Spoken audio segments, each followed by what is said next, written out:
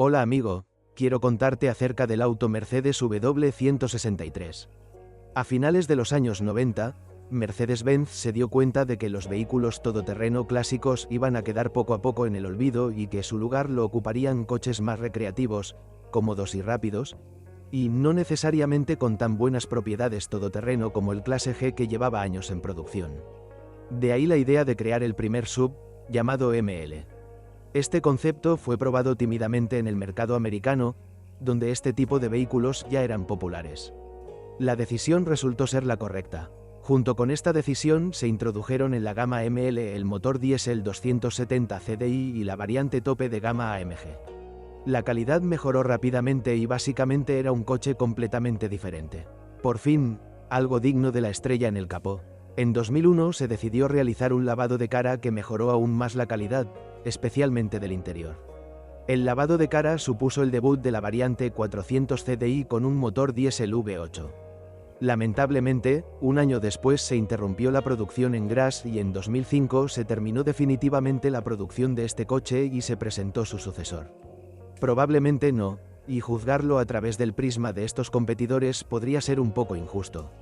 ¿Por qué? Porque ML es el diseño más antiguo, e incluso se podría decir que está bastante obsoleto. Baste mencionar la construcción del cuadro, que ninguno de los modelos mencionados aquí tenía.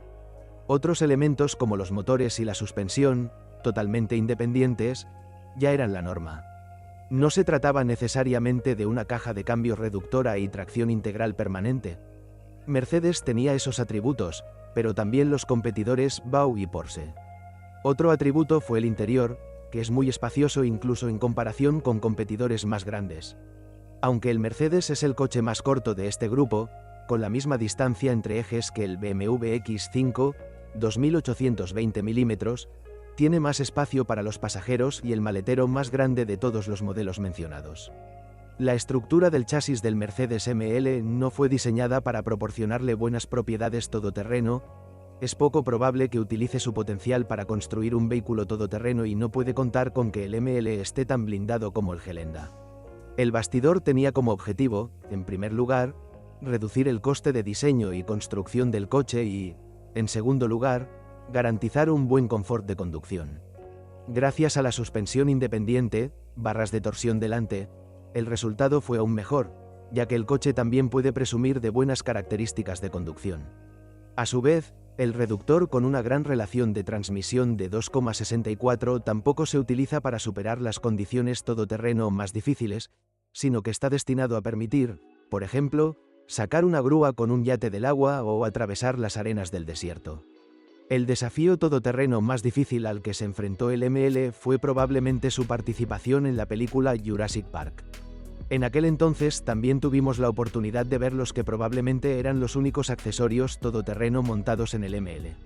Normalmente es difícil conseguir alguno para este modelo porque nadie lo trata como un vehículo todoterreno. Por último, cabe mencionar el diseño del sistema de transmisión. Un diferencial central simétrico es responsable de distribuir el par entre los ejes.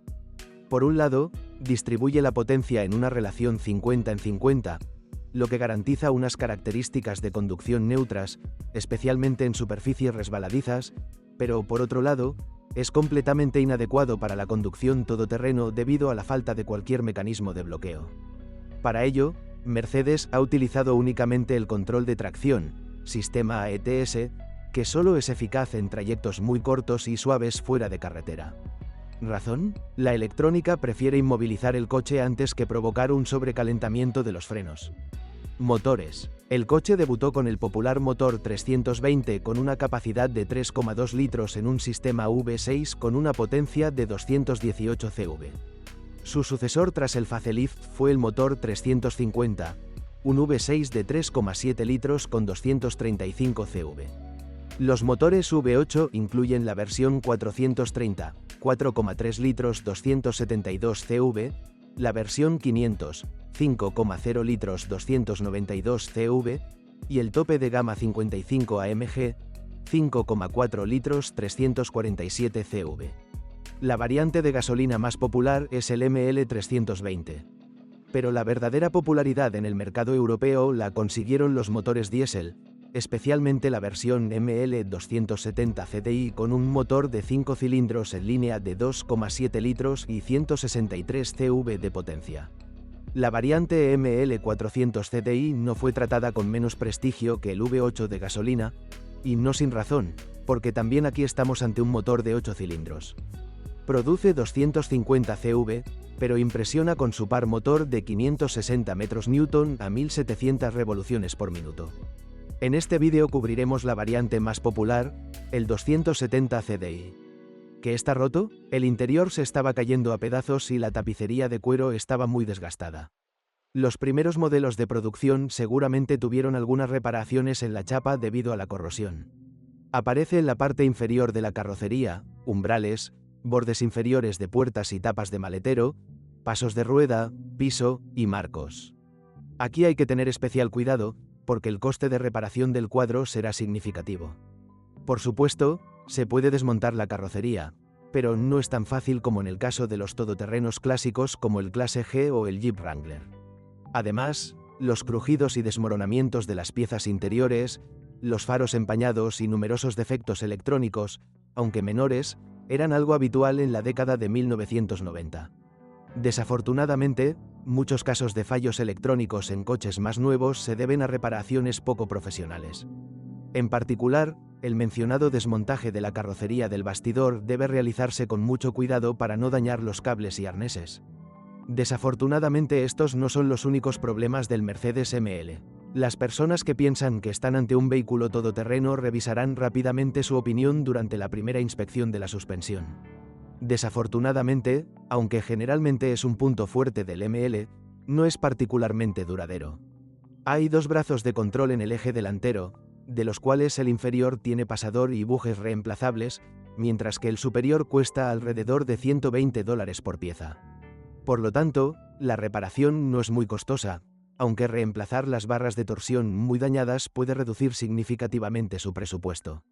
Otra cosa es que resisten un kilometraje considerable. Sin embargo, los frenos no los soportan. A la hora de sustituirlos, es mejor invertir inmediatamente en discos y pastillas de ajuste de alta calidad, porque los recambios típicos se desgastan rápidamente.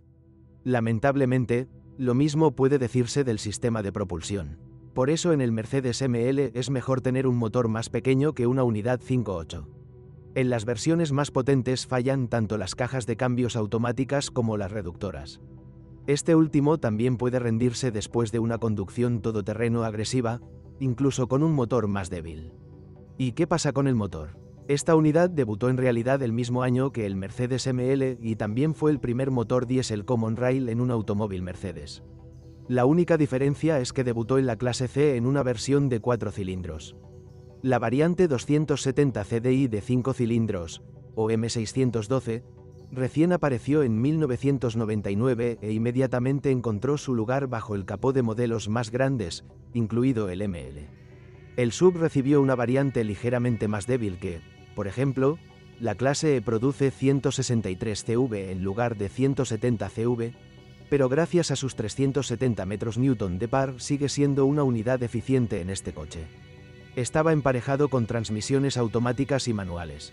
Vale la pena mencionar aquí que ambas cajas de cambios no son tan duraderas como las de los automóviles Mercedes más antiguos, pero, por otro lado, si se tratan adecuadamente, soportarán un kilometraje muy alto.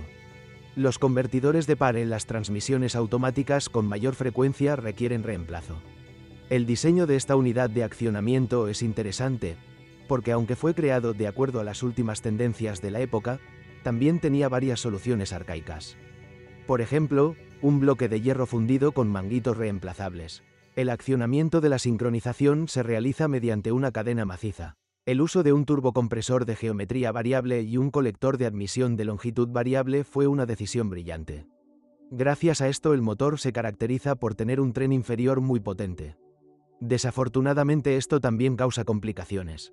El turbocompresor es bastante caro y las aletas de control del colector tienden a atascarse y romperse. Se puede comprar un colector con aletas por entre $300 y $500. Afortunadamente, se utilizó un sistema de inyección Common Rail muy simple con inyectores Bosch, barato y resistente a la peor calidad del combustible. Este motor también tenía un defecto de diseño. Se trata de una cabeza rota. Este tipo de fallo provoca síntomas similares a los de una junta rota. ¿Quién sabe cuántos coches con la culata rota circularon durante mucho tiempo con la junta dañada y un ligero sobrecalentamiento del motor? Por lo tanto, vale la pena prestar atención a este elemento tanto en el momento de la compra como durante el uso. Cuidar el sistema de refrigeración y monitorear la temperatura es esencial. La buena noticia es que estos motores pueden soportar kilometrajes muy largos porque, aparte de los propios accesorios y la desafortunada culata, son básicamente indestructibles. Ejemplares que han recorrido más de 400.000 kilómetros. Los KM no son casos aislados. Otra ventaja es que el ML270 CDI nunca ha utilizado un filtro de partículas y la cadena de distribución básicamente no necesita ser reemplazada porque es muy duradera. Los componentes del motor son intercambiables con motores de 4 cilindros más pequeños, y como este motor impulsa varios modelos muy populares, puedes comprar básicamente cualquier cosa. Tampoco faltan piezas usadas. Lamentablemente, los costos operativos se incrementan debido a numerosos fallos, aunque generalmente menores, ya que las piezas operativas se desgastan con relativa rapidez. En este caso, recomiendo utilizar los mejores sustitutos posibles porque puede resultar rentable. El Mercedes ML es mucho más barato que los coches de nueva generación, como el Volvo XC90 descrito la semana pasada. Sin embargo, no es inferior en términos de comodidad de conducción, funcionalidad o rendimiento. Además, si algo se rompe en el Mercedes, tenemos un gran acceso a piezas, incluidos componentes completos usados, y la mayoría de las reparaciones no son complicadas. En resumen, aunque el Mercedes ML no es un coche que pueda convertirse en un sueño automovilístico, sí se puede adquirir buscando un SUV de este tamaño y encontrando un ejemplar bien cuidado. Recuerde simplemente dejar algo de efectivo para posibles reparaciones. A la hora de elegir la versión del motor, lo mejor es optar por el gasolina ML320 o el diésel ML270 CDI aquí descritos. Gracias por escucharme, no olvides suscribirte al canal y calificar mi vídeo. Si conoce algún problema con este automóvil que no haya mencionado, asegúrese de publicarlo en los comentarios. Carme.proeste, catálogo de todas las marcas de coches, motores, transmisiones, qué se rompe y con qué kilometraje, qué paquetes pueden golpear duro tu bolsillo. Aprenderás esto y mucho más sobre los coches en